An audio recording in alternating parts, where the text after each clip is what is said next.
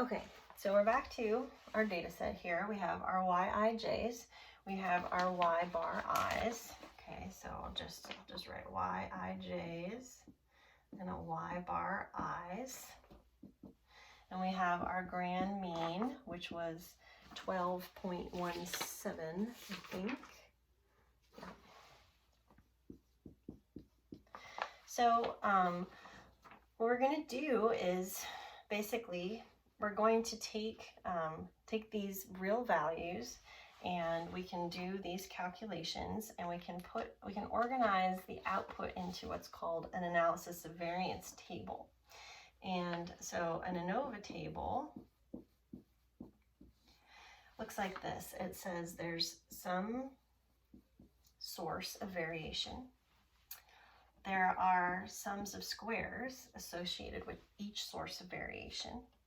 There are degrees of freedom associated with each source of variation. And then something called the mean square. So the first source of variation is the among group variation.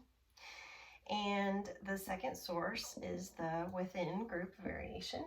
And the final source is the total variation in the data set. So you'll see this really commonly in Anova tables. The sums of squares, we have the SS among, the SS within, and the SS total. And we walked through how to calculate these in the last video. So then we need to know something about the degrees of freedom. And we've had this conversation about degrees of freedom in the past. The degrees of freedom for Anova are a little bit more complicated than for t-test. So the degrees of freedom for the among group variation is a minus 1. So in this example, we have a equals 3. We have 3 different groups. And so the degrees of freedom would be 2, a minus 1.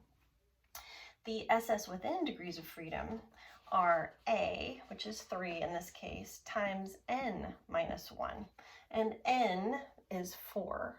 And so we would have 3 here times 4 minus 1. So our degrees of freedom would be 9 for the within group variation.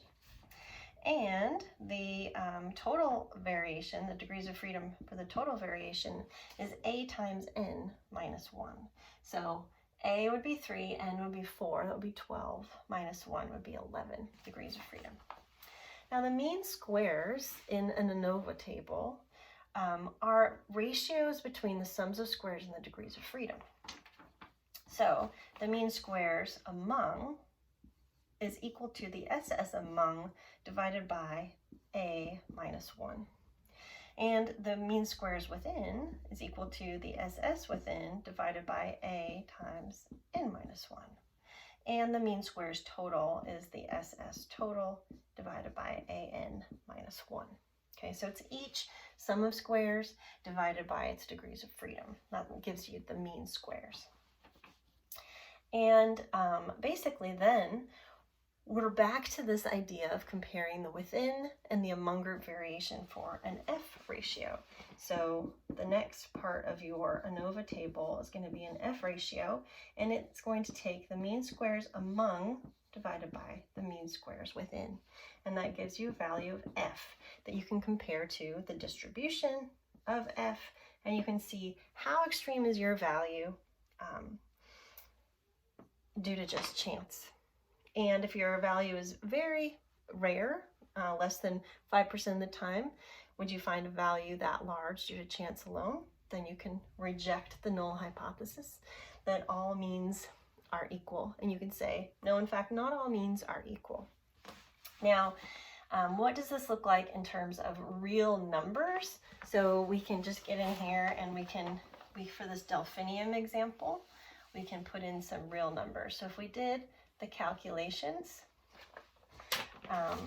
to calculate the sums of squares for each of these terms, we would get 22.17, 19.50, and 41.67. And if you do the math, these two things should add up to this. Now, a was 3, a minus 1 is 2. Okay, a times is 3 times n minus 1, which is 3, would be 9. And a times n is 12 minus 1 would be 11. So those would be our degrees of freedom. Now, each mean square is just this value divided by that value. So we get 11.08. We get 2.17, and we're just going to leave that blank for now. We don't really need to know this because the two things we're interested in are the mean square among divided by the mean square within. And so for this, we would get, we'd take 11.08 divided by 2.17, which equals 5.11. We would use this value. We would either look at a table of F with 2 and 9 degrees of freedom. So tables of F are more complex because you need to know more about the data set to read an F table, and I'll talk about that in a PowerPoint slide. We would compare our calculated value of F to the critical value of F in the table at 2 and 9 degrees of freedom, where 5% of the variation is more extreme. And if our value of F is larger than that number, we would reject the null hypothesis. And in this case, that would be true. This is a pretty large value of F, and so we would reject the null hypothesis. So what we would say at this point is not all means are equal, but which ones are different, right?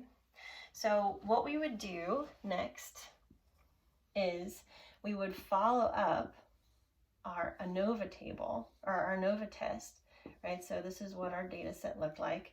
We have unmanipulated, control, and warmed, and we have some measure of variation. We would follow up this Anova test with what's called Tukey's honest significant difference test. It's one way that you can compare multiple means to one another and see, well, which ones are different from each other. If we did this with the Tukey's test, and you'll get to practice this in JUMP, we would end up with these little, what are called connecting letters. And it would have A, B, B, and it would have A. And what these mean is that any bars that share a letter, so in this case, you and the unmanipulated and the warmed share the letter A, they're not significantly different from one another. And in this case, unwarmed and control share the letter B, so they're not different. The only treatments that actually differ in this example is that the warmed treatment is different from the control treatment. Okay, something's going on here that's a little bit messy, and we need to dig into this study with further studies to try to understand, well, when we unmanipulate it, it's no different from warmed. Why is that?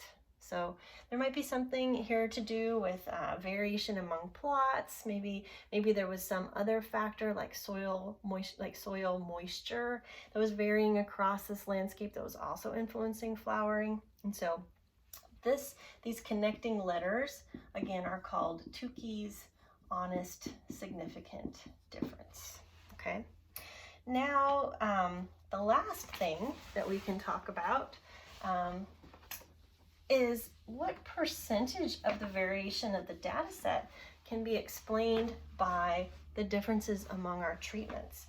And that we get from something called the R-squared value, which is the coefficient of determination. Coefficient of determination. It has kind of a weird name.